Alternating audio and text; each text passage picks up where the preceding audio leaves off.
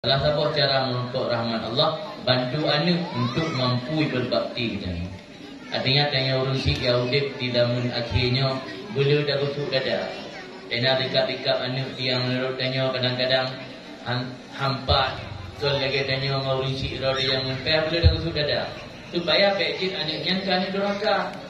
Tapi yang tanya orang si beo salah anak yang nak gaduh terlakai.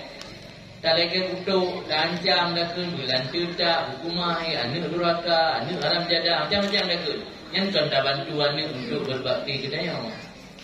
Sedangkan Nabi mana baru Nabi rahmat nilaki rahmat tu siroya yang membantu anu berbakti. Cara bantu anu berbakti menurut penjelasan dari Rasulullah yaitu yakbalu bi ihsanihi wa yatajawazu an isaatihi. Jadi ihsan kebaikan anu oleh sekecil apapun dah terima. Teroraya pelakuan ni tiga sini ipo je kurung di murah tikrek. Alinya ipo taka 3 kilo, ipo sirup capatong sabo. Ada ipo si megang untuk 5 kilo, tak sudah ada terima. Nah demi kebaikan anu. Beda kecam, beda bergahi, anu tetangga, anu mengalung. Lemo ipo sabo. Ika sirup capatong sabo. Anu tetangga motor ipo sabo kurang si. Ika monda tapo hai kabdo nyan berarti dia akan bantuan untuk berbakti.